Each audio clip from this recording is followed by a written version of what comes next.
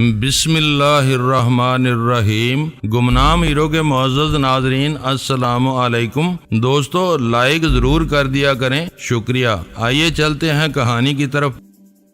ہاں، وہ زندہ رہنے کا نسخہ لے کر آئی تھی۔ اس کے ایک ہاتھ میں ریوالور تھا، شانے پر کارتوس کی پیٹی لٹک رہی تھی۔ حالانکہ وہ ہتھیار شاد و نادر ہی استعمال کرتی تھی، مگر زندہ رہنے کا سوال تھا اور زندہ رہنے کے لیے موت سے لڑنا پڑتا ہے۔ ریوالور بھی ایک موت ہے، اس کے اندر سے نکلی ہوئی گولی کبھی زندگی کا پیغام نہیں سناتی۔ ہمارے سروں پر جو موت منڈلا رہی تھی، اسے بھگانے کے لیے ہتھیار لازمی تھا۔ جس طرح لوہے کو لوہا کاٹتا ہے، اسی طرح وہ ریوالور کے ذریعے آنے والی موت کو موت کا پیغام سنانے والی تھی۔ ہاں، اس کے ہاتھوں میں زندہ رہنے کا نسخہ تھا۔ میں نے اس کے دوسرے ہاتھ کو دیکھا، اس میں غوطہ خوری کا لباس ایک بنڈل کی صورت میں لپٹا ہوا تھا۔ اس نے اس لباس کو میری طرف اچھال دیا۔ میں نے اسے کیچ کرتے ہوئے دیکھا، وہ خود سر سے پاؤں تک غوطہ خوری کے لباس میں تھی۔ گویا میرے پاس آنے سے پہلے اس نے موقع پا کر وہ لباس پہن لیا تھا تاکہ وقت ضائع نہ ہو۔ میں اسے پہننے لگا، اسی وقت پھر ایک دھماکہ سا ہوا اور آبدوز میں جیسے زلزلہ آ گیا۔ میں لباس پہنتے پہنتے گر پڑا، پھر سنبھل کر پہننے لگا۔ باہر سے تڑا تڑ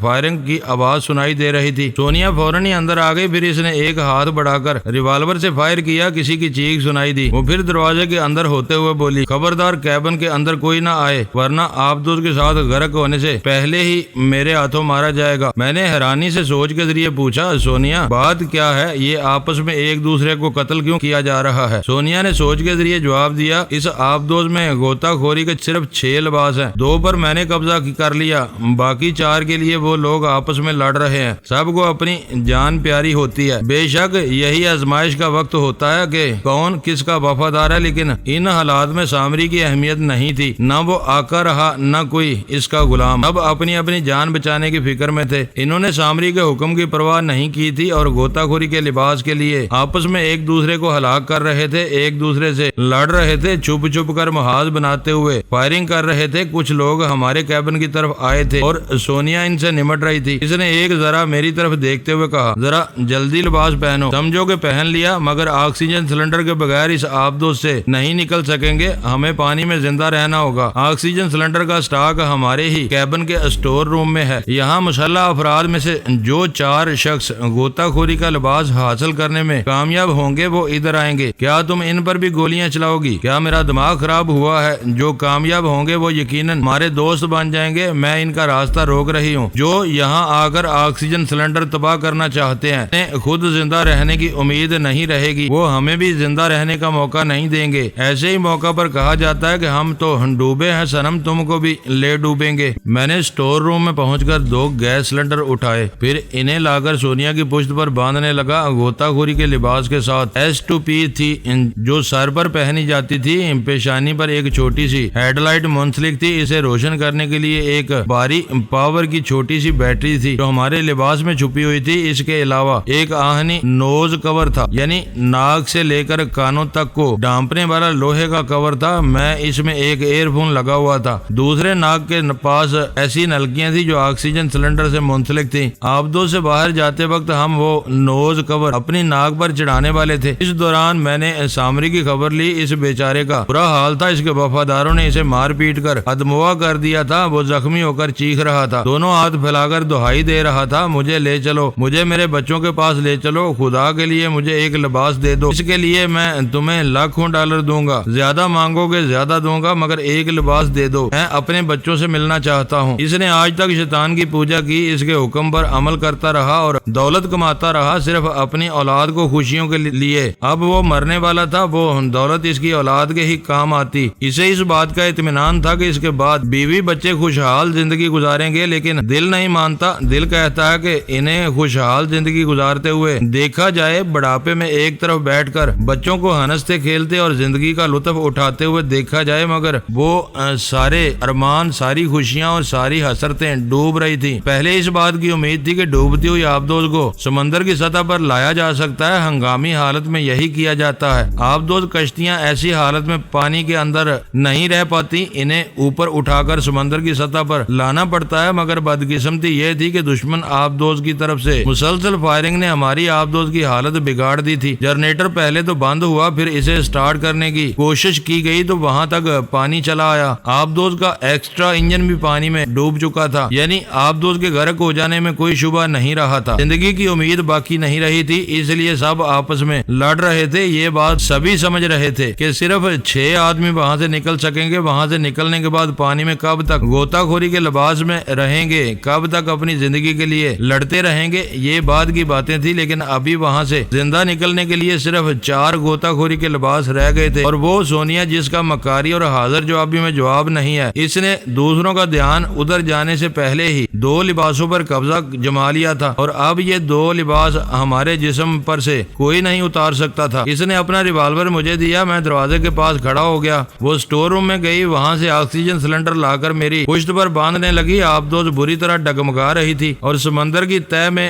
بیٹھتی جا رہی تھی۔ اس میں توازن برقرار نہیں رہا تھا، اس لیے ہم بھی بڑی مشکل سے اپنا توازن برقرار رکھ رہے تھے۔ ایسے میں کسی نے فائر کیا، ایک گولی میرے قریب آئی اور دروازے پر لگی۔ یہ آبدوز کے ڈگمگانے کا نتیجہ تھا کہ بال بچ گیا۔ میں نے جوابی فائرنگ کی، دوسری طرف اس کی بھی زندگی باقی تھی، یعنی ڈگمگاتے اور ڈولتے ہوئے آبدوز میں کوئی کسی کا صحیح نشانہ نہیں لے سکتا تھا۔ پھر میں نے کسی کی چیخ سنی، دروازے سے ذرا سر نکال کر دیکھا تو جس نے میری طرف فائرنگ کی تھی وہ سینہ تھام کر فرش پر گر پڑا تھا۔ دوڑتے ہوئے قدموں کی آوازیں سنائی دی، پھر وہ آوازیں رک گئیں۔ کسی نے سونیا کو مخاطب کیا، مدام ہم آپ کے دشمن نہیں ہیں، میں نے اور میرے ساتھی نے غوطہ خوری کا لباس حاصل کر لیا ہے، ہم آپس میں دوستی کر لیں تو یہاں سے زندہ سلامت نکل سکتے ہیں۔ دوستی تو کرنا ہی تھی، کیونکہ دوستی کی پیشکش کرنے والوں کو آکسیجن سلنڈر کی ضرورت تھی جو ہمارے پاس تھے، اور ہمیں یہاں سے جانے کے لیے اس راستے سے گزرنا تھا جہاں وہ کھڑے ہوئے تھے۔ ان میں سے ایک نے کہا، آپ ہمیں آکسیجن سلنڈر دیجئے، ہم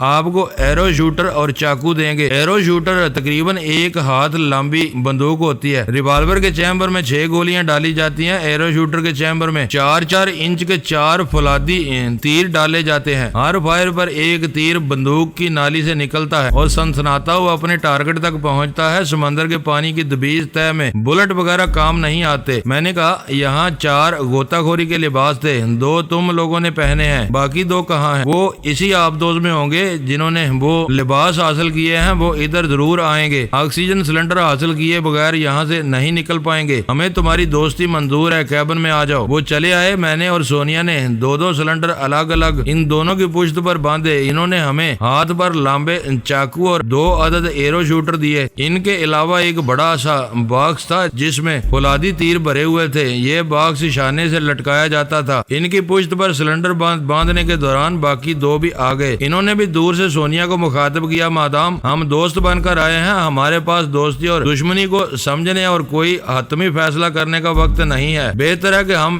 بے سوچے سمجھے ایک دوسرے پر اعتماد کریں۔ آپ ہمیں آکسیجن سلنڈر دیجئے، اس کے بدلے ہم آپ کو ہتھیار دیں گے۔ واقعی کچھ سوچنے سمجھنے کا وقت نہیں تھا، ہم نے منظوری دے دی۔ وہ کیبن میں چلے آئے۔ اب ہماری تعداد 6 ہو گئی تھی۔ 15 منٹ کے بعد ہم پوری طرح سر سے پاؤں تک تیار ہو کر وہاں سے نکلے۔ ایک لفٹ کے ذریعے آبدوز کے اوپری حصے میں بیرونی دروازے تک پہنچا جاتا تھا، لیکن انجن بند ہو چکا تھا، جنریٹر کام نہیں کر رہا تھا، اس لیے لفٹ بیکار ہو چکی تھی۔ ہم زینے پر چڑھتے ہوئے جانے لگے۔ درمیانی زینے پر اچانک ہی کسی نے فائر کیا، ہم سے آگے جانے والے کی چیخ سنائی دی اور وہ لڑکتا ہوا ہمارے پاس آ کر گرا۔ ہم محتاط ہو گئے اور جوابی فائرنگ کرنے لگے۔ ہمارا راستہ روکنے والے صرف 2 رہ گئے تھے، باقی ہلاک ہو چکے تھے۔ وہ 2 بھی مقابلے پر نہ ٹھہر سکے۔ رفتہ رفتہ ہم اوپر چڑھتے گئے، وہ پسپا ہوتے گئے۔ خارجی دروازے تک پہنچتے پہنچتے وہ دونوں ہماری گولیوں کا نشانہ بن چکے تھے۔ ویسے ہم میں بھی ایک کم ہو گیا تھا، ہماری تعداد 5 رہ گئی تھی۔ خارجی دروازے کے پاس پہنچ کر ہم نے تیراکی والے جوتے پہنے جن کے پنجے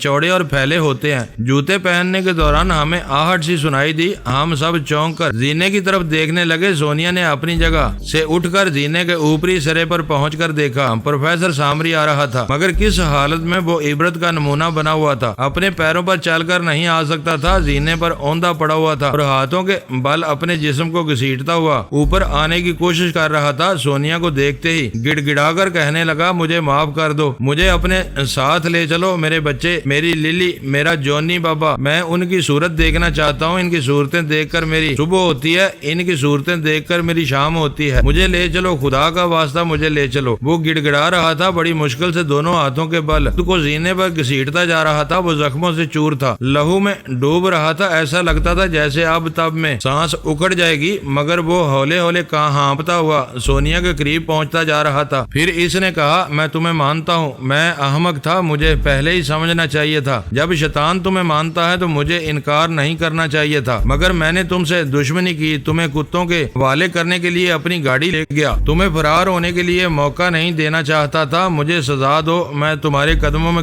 پہنچ گیا، مجھے ٹھوکر مارو، خوب مارو، مگر مجھے میرے بچوں کے پاس زندہ پہنچا دو۔ یہ کہتے ہوئے اس نے سونیا کے دونوں پاؤں پکڑ لیے اور اپنا سر رکھنا ہی چاہتا تھا کہ وہ فوراً پیچھے ہٹ گئی، میری طرف دیکھنے لگی۔ میں نے سوچ کے ذریعے پوچھا، کیا خیال ہے، یہ ہمارے ساتھ جا سکے گا؟ سونیا نے اس پر ایک نظر ڈالی، پھر سوچ کے ذریعے جواب دیا، یہ زخموں سے چور ہے، اس میں کھڑے ہونے کی سکت نہیں ہے، یہ سمندر کے گہرے پانی میں کیسے تیر سکے گا؟ سامری کے دونوں ہاتھ زینے کے اوپری سرے پر تھے اور منہ اوندا تھا۔ سونیا نے کہا، مجھے تم سے کوئی دشمنی نہیں ہے، ہم میں سے ایک آدمی مارا گیا ہے، اس کا لباس تم استعمال کر سکتے ہو، چلو اٹھو اور اس کے جسم سے لباس اتار کر جلدی پہن لو۔ چپ چاپ پڑا رہا، ہم نے اس کے اٹھنے کا انتظار کیا، وہ ہمارے پاس زیادہ وقت نہیں تھا۔ سونیا نے جھک کر اس کے شانے پر ہاتھ رکھ کر جھنجھوڑا، پھر اسے سیدھا کیا تو اس کے دیدے پھیل کر ساکت ہو گئے تھے، منہ ایسے کھل گیا تھا جیسے آخری بار اس نے جونی بابا کہا ہو اور بابا کہتے ہوئے منہ کھلا رہ گیا ہو۔ ایسے ہی اسے سیدھا کیا گیا، اس کا وزنی اور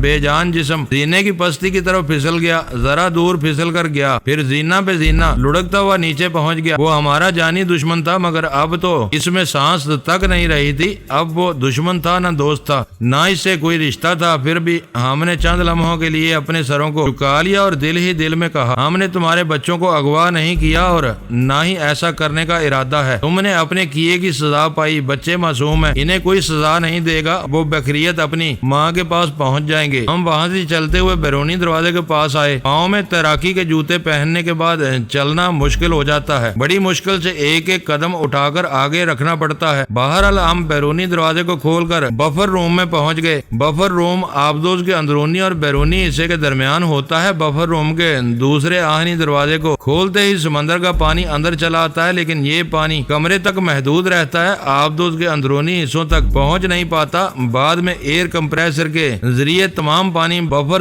روم سے خارج کر دیا جاتا ہے۔ ویسے ہمیں یہ زحمت اٹھانے کی ضرورت نہیں تھی، آبدوز میں جو بھی پانی بھر رہا تھا۔ ہم نے دوسرے آہنی دروازے کو کھولا، پھر جیسے طوفانی سیلاب آ گیا، چشمے زدن میں پانی رکا، پانی کمرے میں بھر گیا اور ہم تیرتے ہوئے آبدوز سے باہر نکل آئے۔ زندگی نے کیا کیا رنگ دکھائے ہیں، ایک عارضی دنیا میں کتنی ہی دنیاؤں کے تماشے دکھائے ہیں۔ ہم نے خشکی میں جنم لیا، زمین پر چلتے رہے، دوڑتے رہے اور تیز رفتار گاڑیوں میں سفر کرتے رہے، فضائی سفر بھی کیا اور بحری سفر بھی کیا، لیکن سمندر کے اندر کی دنیا آج تک نہیں دیکھی تھی، وہ اور آج دیکھ رہے تھے۔ ہمیں آبدوز سے نکلتے ہی اپنے اپنے چاقو سنبھالنے پڑے، ہم آبی پودوں اور جھاڑیوں میں الجھتے جا رہے تھے اور انہیں کاٹتے ہوئے اوپر کی طرف جانا چاہتے تھے۔ سر پر روشن رہنے والی ہیڈ لائٹ کے ذریعے بمشکل 5 گز تک کا فاصلہ نظر آتا تھا۔ ہم نے اندازہ لگایا کہ 2 پہاڑوں کے درمیان سے گزر رہے ہیں، کیونکہ کبھی پہاڑیاں نظر آتی تھی اور کبھی سخت چٹانیں دکھائی دیتی تھی جن پر کائی سی جمی ہوئی تھی۔ یا تو وہ 2 پہاڑ تھے یا ایسی سنگلاخ بلند چٹانیں تھیں جو کبھی زلزلے کے باعث درمیان سے پھٹ گئی تھی اور ان میں خلا پیدا ہو گیا تھا اور ہم اسی خلا سے گزر رہے تھے۔ ہم انسان کھلی فضا میں کہیں بھی گزارا کر سکتے ہیں، خواہ وہاں کی فضا گرم ہو یا سرد، یا موسلا دھار بارش ہوتی ہو،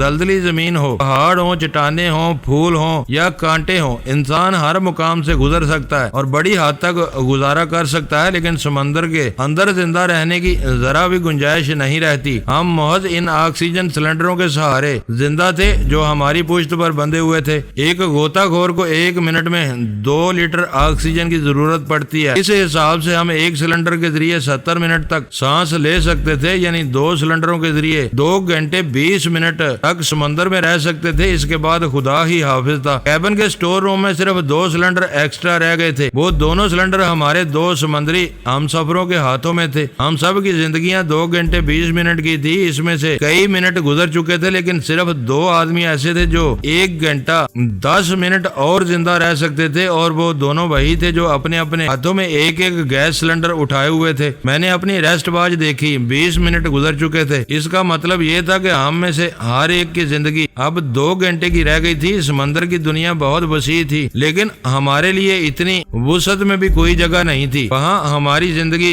سکڑ کر منٹوں کے حساب میں رہ گئی تھی۔ وہاں نہ تو سونے چاندی کی قیمت تھی، نہ ہیرے جواہرات کی کوئی اہمیت۔ اگر کوئی اہمیت تھی تو صرف آکسیجن سلنڈر کی۔ ہم اور آپ اپنی دنیا میں ہمیشہ دیکھتے آئے ہیں کہ انسان سے دولت چھینتا ہے، زمین چھینتا ہے، عورت چھینتا ہے، اس کے منہ کا نوالا چھینتا ہے۔ فی الحال سمندری دنیا کے اندر چھیننے کے لیے صرف آکسیجن رہ گیا تھا۔ اب حساب یوں تھا کہ ہم پانچوں میں سے کوئی ایک مر جائے تو اس کے آکسیجن سلنڈر سے ہمیں سانسیں زیادہ دیر کے لیے نصیب ہوں گی، اگر دو مر جائیں تو زندگی اور طویل ہو جائے گی۔ اس طرح وہاں ہر شخص تنہا زندہ رہنا چاہتا تھا تاکہ دوسرے دن تک زندہ رہے، سمندر میں نجات کا راستہ تلاش کرتا رہے، اس پانی کی گہرائی سے ابھر کر سطح پر آ سکے، کوئی کنارہ تلاش کر سکے یا کسی گزرتے ہوئے جہاز سے مدد طلب کر سکے۔ میں نے ہیڈ لائٹ کی روشنی میں دیکھا صرف سونیا میرے ساتھ تھی، باقی سب لوگ ایک دوسرے سے دور تھے مگر ایک دوسرے کو نظر آ رہے تھے۔ ہم جب تک آبدوز کے اندر تھے اجلت میں تھے، ایک دوسرے پر سوچے سمجھے بغیر بھروسہ کرنے پر مجبور تھے۔ آبدوز کے باہر آ کر وہ تینوں ہم سے دور ہو گئے تھے، یعنی الگ محاذ بنا رہے تھے۔ کچھ بھی ہو، وہ تینوں ایک ہی شہر، ایک ہی ملک، ایک ہی نسل سے تھے، تعلق رکھتے تھے۔ ہم ان کی نظروں میں پہلے بھی دشمن تھے، وقتی طور پر دوستی ہوئی تھی، وہ بھی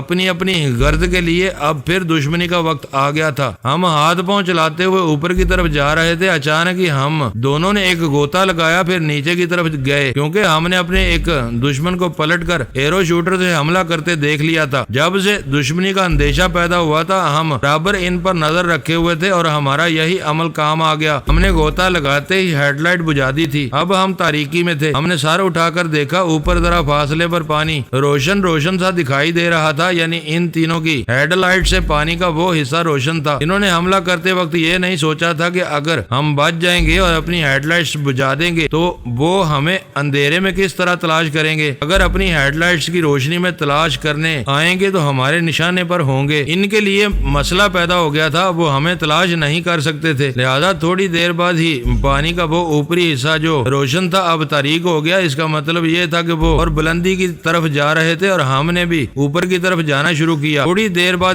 پھر پانی کا کچھ حصہ روشن نظر آیا، ہم ان کے قریب پہنچ رہے تھے۔ ہم نے اپنے ایرو شوٹر کو شانے سے اتار کر ہاتھوں میں تھام لیا، تیزی سے پاؤں چلاتے ہوئے ذرا اور اوپر آئے۔ روشنی ہمارے قریب ہوتی گئی، لیکن اس سے پہلے کہ ہم ان کی نظروں میں آئے وہ ہماری نظروں میں آ چکے تھے۔ پھر انہوں نے غوطہ کھاتے ہوئے ہیڈ لائٹس کی روشنی میں ہمیں دیکھا، وہ ان کی آنکھوں کی آخری بصارت تھی۔ ہم دونوں کے شوٹر سے تیر سنسناتے ہوئے نکلے اور دو کے جسم میں پیوست ہو گئے۔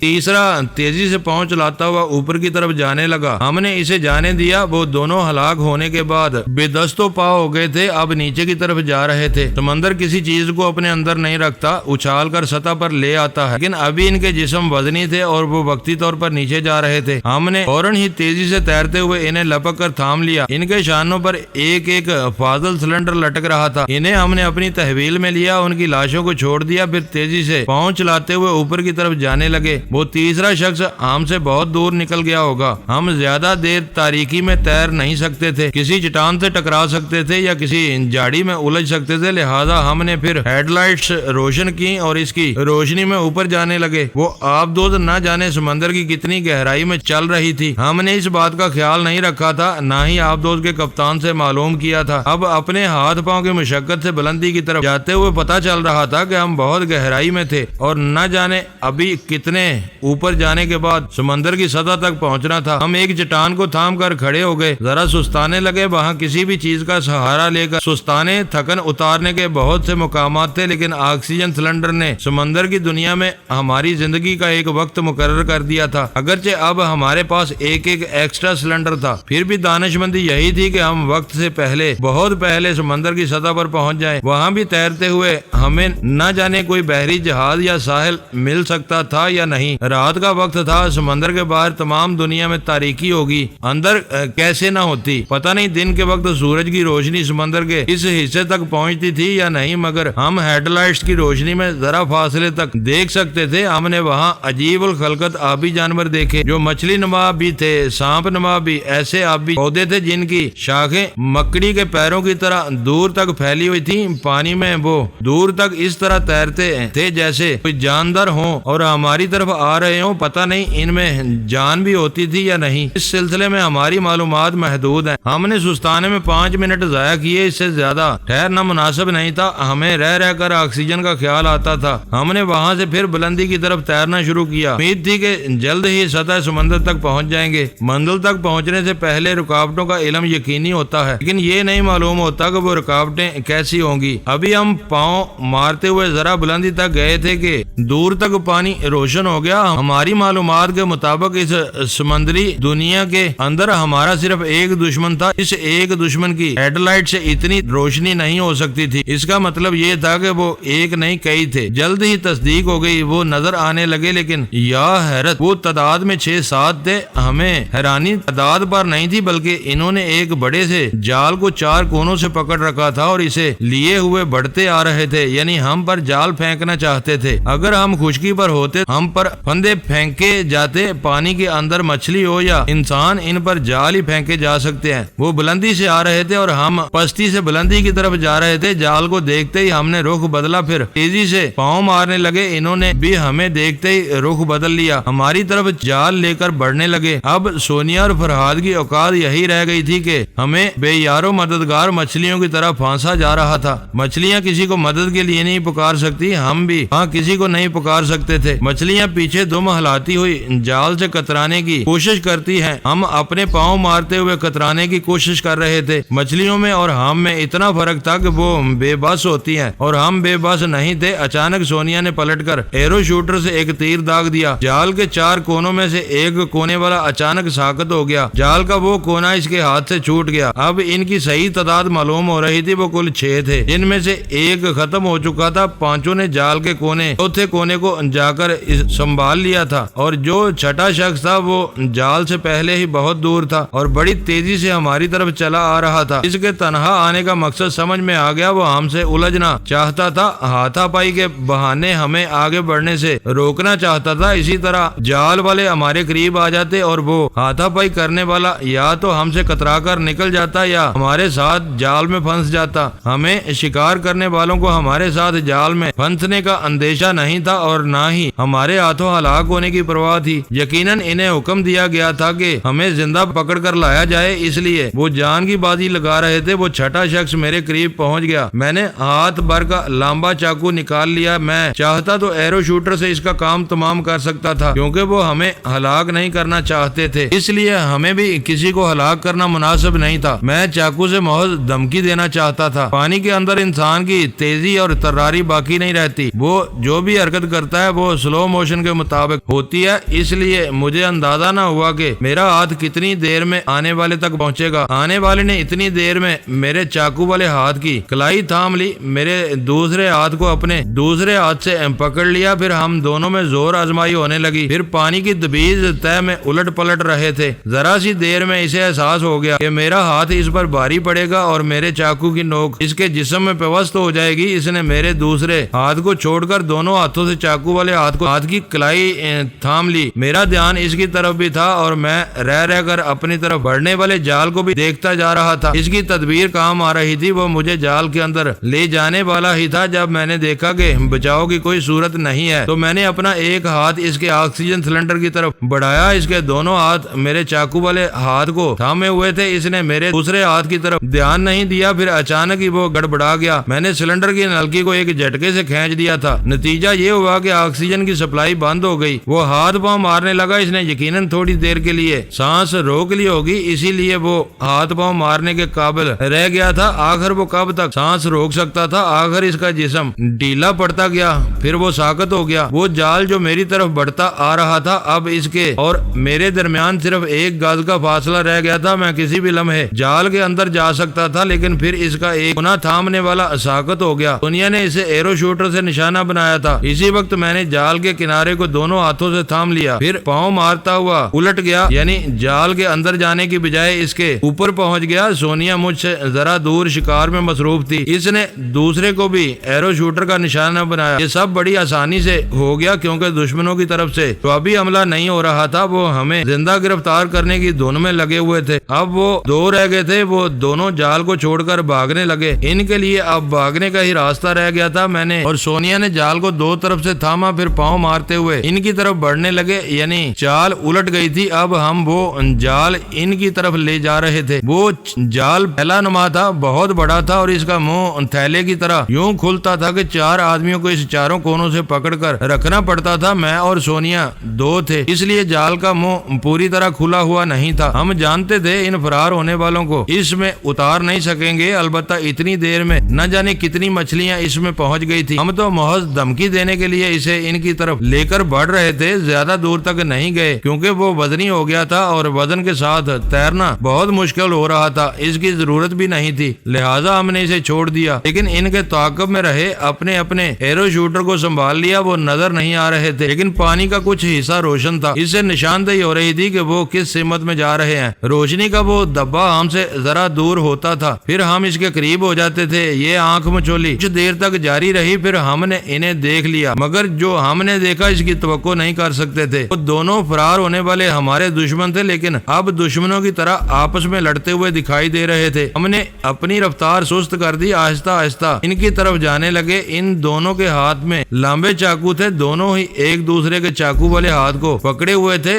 زور آزمائی کر رہے تھے۔ جب ان کی توجہ زور آزمائی کی طرف ہوتی تو وہ پاؤں مارنا بھول جاتے، جس کے نتیجے میں نیچے جانے لگتے، پھر پاؤں مارتے ہوئے اوپر آتے تھے اور اسی طرح لڑتے جاتے تھے۔ خون ریز لڑائی میں یہی ہوتا ہے، ایک جیتتا ہے اور ایک مارا جاتا ہے۔ ان میں سے ایک مارا گیا، جیتنے والے نے ہماری طرف دیکھا، پھر اپنا چاقو ہاتھ سے چھوڑ دیا۔ اس کے بعد اس نے اپنا ایرو شوٹر بھی شانے سے اتار کر اپنے سے الگ کر دیا۔ اس کا مطلب تھا وہ ہمارے آگے ہتھیار ڈال رہا ہے، مگر کیوں ہتھیار ڈال رہا ہے؟ وہ کون تھا؟ کیا ہمارا دوست؟ وہ ہماری طرف آنے لگا، ہم بھی اس کی طرف محتاط انداز میں بڑھتے رہے، پھر ایک دوسرے کے قریب آ گئے۔ اس نے اپنے ایک طرف کے کالر کو 2 انگلیوں سے تھام کر الٹا دیا۔ ہم نے غور سے دیکھا کالر کے پیچھے ریڈ پاور لکھا ہوا تھا، یعنی وہ ماسک مین کا آدمی تھا۔ ہم پانی کی دبیج تہ میں رہ کر زبان سے بول نہیں سکتے تھے، ہم اس لیے وہ گونگوں کو بین الاقوامی زبان میں بولنے لگے، ہاتھ کے اشارے سے سمجھانے لگے۔ سمندر کی سطح پر کئی بحری جہاز اور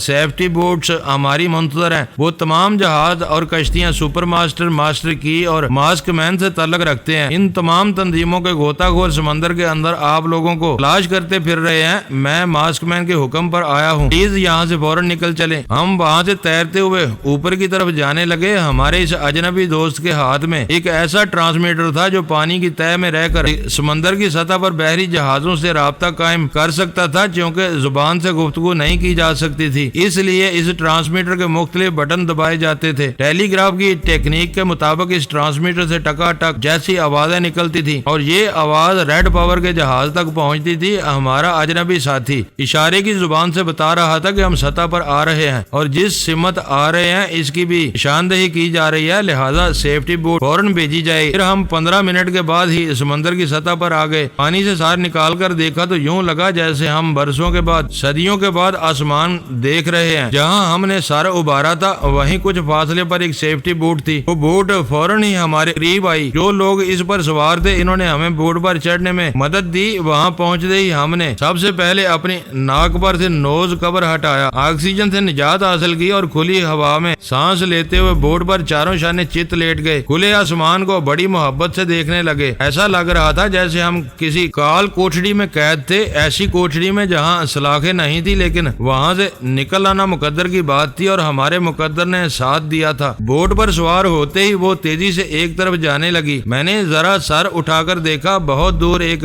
بحری جہاز نظر آیا۔ ہمارے ساتھی نے کہا جناب چاروں طرف دیکھیں۔ میں نے سر گھما کر دیکھا، سونیا بھی اٹھ کر دیکھنے لگی۔ چاروں طرف کم از کم 5 بحری جہاز نظر آئے۔ وہ مختلف تنظیموں سے تعلق رکھتے تھے۔ بعد میں پتا چلا ایک جہاز کا حال تنظیم سے تعلق رکھتا ہے، کیونکہ ہم نیو یارک کے قریب تھے اور نیو یارک یہودیوں کا مسکن ہے، لہذا وہاں کے تمام یہودیوں کی یہ دلی خواہش تھی کہ کسی طرح سونیا کو اور اس کے ساتھی میکاکس کو ٹیپ کر کے نیو یارک یا اسرائیل پہنچایا جائے۔ تمام جہازوں سے دوربینوں کے ذریعے دیکھا جا رہا تھا اور وہ سب ہی اس طاق میں تھے کہ کون سونیا اور میکاکس کو سمندر کی تہ سے نکال کر لاتا ہے۔ اگرچہ ہم سطح پر آ کر بوٹ پر پہنچ گئے تھے لیکن ابھی پہچانے نہیں گئے تھے، کیونکہ غوطہ خوری کے لباس میں چھپے ہوئے تھے۔ ہماری آنکھوں پر ابھی تک وہی آبی اینک چڑھی ہوئی تھی، صرف آنکھیں نظر آ رہی تھی، باقی چہرہ چھپا ہوا تھا۔ اس اثنا میں جہاز کی طرف سے کتنی ہی موٹر بوٹ وغیرہ تیزی سے ہماری طرف آنے لگی۔ ہم ان سے کافی فاصلے پر تھے اور ریڈ پاور کے جہاز کی طرف جا رہے تھے۔ ہماری سیفٹی بوٹ پر مسلح افراد نے اپنی अपनी पोजीशनें संभाल ली थी। हमारा चेहरा नजर न आने के बावजूद पहचाने जाने की 2 वजूहात थी। एक तो ये कि समंदर से 3 अफराद उभरे थे, एक मैं, दूसरी सोनिया और तीसरा हमारा अजनबी दोस्त। हम तीनों जब सेफ्टी बोट पर सवार हो गए तो वो रेड पावर के जहाज की तरफ जाने लगी। इससे शुबा हुआ कि शायद इन्होंने सोनिया और मैकॉक्स को हासिल कर लिया है। जब हमारे तआक्कुब में हर तरफ से मोटर बोट दौड़ने लगी तो हमारी कश्ती के मुसल्लह अफराद ने अपनी अपनी पोजीशनें संभाल ली। इस बात ने शुबे को और तकवीयत पहुंचाई, बल्कि यकीनी हो गया कि सोनिया और मैकॉक्स इसी सेफ्टी बोट में रेड पावर के जहाज की तरफ जा रहे हैं। दुश्मन अपनी मोटर बोट में 1000 तेज रफ्तारी के बावजूद हम तक नहीं पहुंच सकते थे, न हमें घेर सकते थे, इसलिए दूर ही से फायरिंग करने लगे। इधर से भी जवाबी फायरिंग होने लगी। हम आराम से मोटर बोट पर लेटे हुए थे। हमने बड़ी जदोजहद की थी, थक गए थे, आराम करना चाहते थे और हमें इनसे निबटने की जरूरत भी नहीं थी। हमारे बेशुमार मुहाफिज पैदा होते चले जा रहे थे, यानी रेड पावर के जहाज की तरफ से भी कई मोटर बोट आ रही थी और वो भी फायरिंग करती जा रही थी। बहरहाल हम बड़ी आसानी से रेड पावर के जहाज में पहुंचा दिए गए। समंदर की गहराई से निकलकर सतह पर उभरते ही सबसे पहले शीबा ने खुशी और इत्मीनान का इजहार सोनिया के दिमाग में किया था और हमें मुबारकबाद दी थी। सोनिया ने चुपके से कहा, फरहाद मेरे दिमाग में आ जाओ। फिर मैं सोनिया के दिमाग में पहुंच गया था और हम इस बोट पर लेटे हुए शीबा की बातें सुनते रहे थे और हमारे चारों तरफ अंधाधुंध फायरिंग होती रही थी। शीबा ने बताया कि वो मेरी अदम मौजूदगी में मेरा रोल अदा करती रही है। इसने जनाब शेख अल फारस के मशवरे पर अमल करते हुए मास्क मैन से भी राब्ता कायम किया था। इसके सामने शेख साहब का एक मंसूबा पेश किया था। अब रेड पावर के जहाज पर पहुंचते ही इस मंसूबे पर अमल शुरू हो गया। सबसे पहले बड़ी गर्मजोशी से सोनिया का और मेरा इस्तकबाल किया गया। सबकी तवज्जो सोनिया पर ज्यादा थी। इसके सामने डॉक्टर मैकॉक्स की अहमियत नहीं थी। जहाज के अरशे पर एक हेलीकॉप्टर खड़ा हुआ था। पहले हमें एक कैबिन में ले जाया गया। हमारे साथ मास्कमैन के 2 खास मातहत थे। कैबिन में सिर्फ वो हमारे साथ आए, बाकी लोग बाहर रह गए। इस कैबिन का दरवाजा खोलने के बाद हम दूसरे दरवाजे से दूसरे कैबिन में दाखिल हुए। वहाँ एक और सोनिया को देखते ही हम ठिठक गए। पहली नजर में वो सोनिया ही लगी थी, फिर इसकी खामियां नजर आई। मैंने कहा, मिस्टर, आप लोग एक डमी सोनिया बनाने में नाकाम रहे हैं। इसका मेकअप दुरुस्त नहीं है। मास्कमैन के खास मातहत ने कहा, हमने जल्दी में ये डमी तैयार किया है। मास्कमैन ने जनाब शेख अल फारस के मंसूबे के मुताबिक इस जहाज के अरशे पर एक हेलीकॉप्टर तैयार रखा है। मंसूबा ये है कि ये डमी सोनिया और ये डमी मैकॉक्स अभी हेलीकॉप्टर में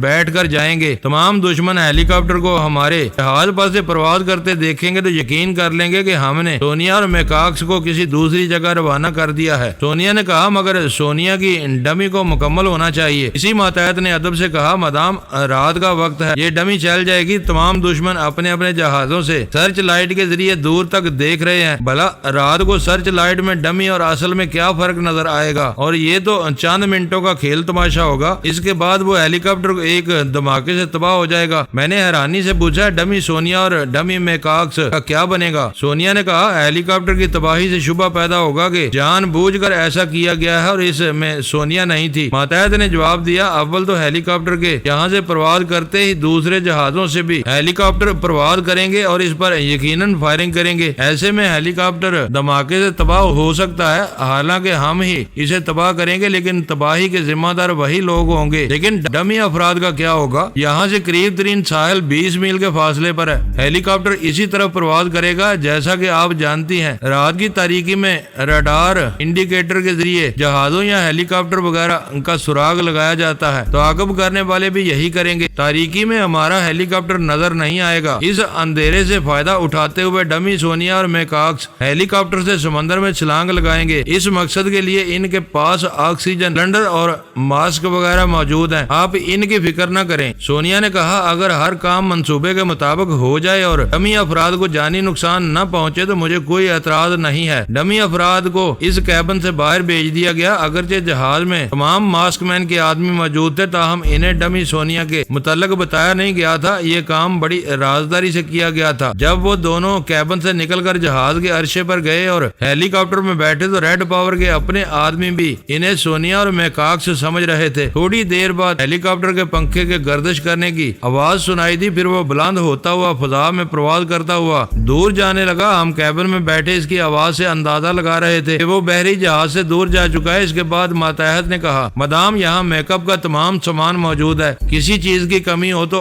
हम फराहम करने की कोशिश करेंगे। आप लोगों को असल चेहरे के साथ यहाँ नहीं रहना चाहिए। आप अब इन दो तस्वीरों को देखें। इसने एक मेज पर से दो बड़ी बड़ी तस्वीरें उठाकर दिखाई, फिर कहा ये मिस मैरी है और ये मिस्टर हुडसन है। इन दोनों के चेहरों का मास्क तैयार है। मास्क मेकअप में देर नहीं लगेगी और आपको तो मेकअप में महारत हासिल है। मैरी और हुडसन के जरूरी कागजात और पासपोर्ट वगैरह भी यहाँ मौजूद है। इनकी आवाज, लबो लहजे और चाल डाल के मुतल्लक ज्यादा स्टडी करना जरूरी नहीं है, क्योंकि इनका आम लोगों में शुमार होता है। ये ना तो कोई शोहरत रखते हैं और ना ही इनके ऐसे शनासा हैं जो बाद में परेशानी का सबब बन सके। हमारे लिए गर्मा गर्म काफी आ गई। मातहत ने कहा, आप काफी से शुगल करें, मेकअप करने के बाद खाना तैयार मिलेगा। वो चला गया। हम काफी की प्याली लेकर आईने के सामने आ गए। फिर एक एक घूंट पीते हुए मैरी और हुडसन की तस्वीरों का बगौर मुआयना करते रहे और इनकी मुख्तसर सी रुदात पढ़ते रहे। इसके बाद हम मेकअप करने लगे। चेहरे पर मास्क चढ़ाने के बाद तस्वीर को बार बार देखना पड़ता था। ऐसे ही वक्त मैं तस्वीर की आंखों में झांकता हुआ मैं हुडसन के दिमाग में पहुंच गया। वो हेलीकॉप्टर में था और इसके पास मैरी बैठी हुई थी। यानी हुडसन और मैरी ने डमी मैकॉक्स और डमी सोनिया का रूप इख्तियार किया हुआ था और हेलीकॉप्टर में जा रहे थे। इस वक्त इन पर चारों तरफ से फायरिंग हो रही थी। मैं दिमागी तौर पर वापस आ गया। इतनी तवील जद्दोजहद के बाद लड़ाई झगड़े से बेजार हो गया था। दिमाग को पुरसुकून रखना जरूरी था। मैंने सोचा थोड़ी देर बाद इनके दिमाग में जाऊंगा और मालूम करूंगा कि वो बखैरियत कहीं पहुंच गए हैं या नहीं। दोस्तों, वीडियो को लाइक जरूर कर दिया करें। ISI पाक आर्मी जिंदाबाद, पाकिस्तान पाइंदाबाद। मुअज़्ज़ज़ नाज़रीन, अपना ख्याल रखिएगा और अपने इस चैनल का भी शुक्रिया।